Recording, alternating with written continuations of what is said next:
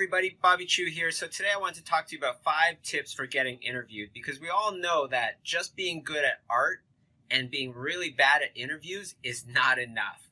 You know, over the last decade, I've conducted my own interviews for people that want to be hired in my studio. And I've also been on the other side of things where directors and producers have been interviewing me for their projects.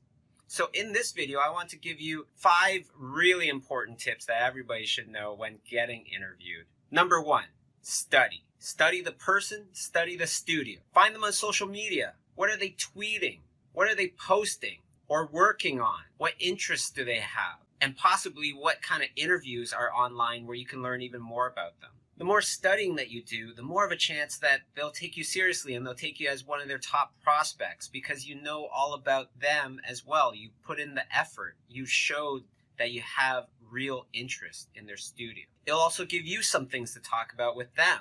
Just try not to let it be about something that they did 30 years ago that was your absolute favorite, because in your mind, it might be good. It might be a compliment, but in their mind, it might be, okay, so out of everything that we did for the past 30 years, you like one thing from the 80s. Wow, so we haven't hit that mark since. That doesn't really make me feel too good. Number 2. Customize your portfolio. Customize it for that particular job that you're getting interviewed for. One of the biggest turnoffs for me is a lack of focus. When I'm looking at a portfolio and it's showing me everything from horror to children's entertainment to graphic design and mobile games to perhaps even some things that are explicit, all in the same portfolio.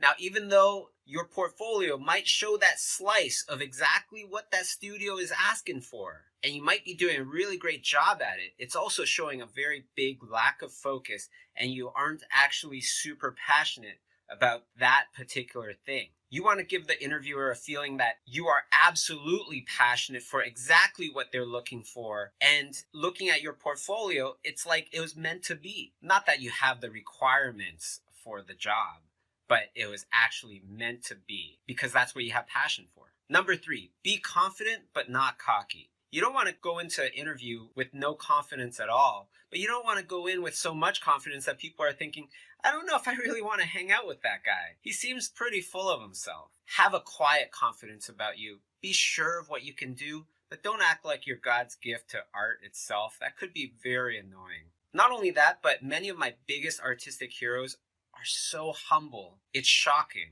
but that's also why they've lasted the test of time, because people love to work with them. Number 4, prepare your own questions to ask back. When you have your own interesting, intelligent questions to ask back, it really shows an interest to work there. When I'm interviewing people to work at Imaginism Studios and I'm asking you questions and you're answering your question, and then I ask you another question and you answer, and so on and so forth, and when I'm done, I go, okay, great, so do you have any questions? And you go, nope. That doesn't really make me feel too good, like you really, really want to work there. Number 5, practice seeing things from the other person's point of view. Probably the most important skill to practice and to really try to master, and can be applied to so many different things. Just think about what you're going to say from the other person's point of view. Like, really try to get into their shoes, get into their mind, and see how it would feel if you said that thing to them. How would they react? Really try to get empathic.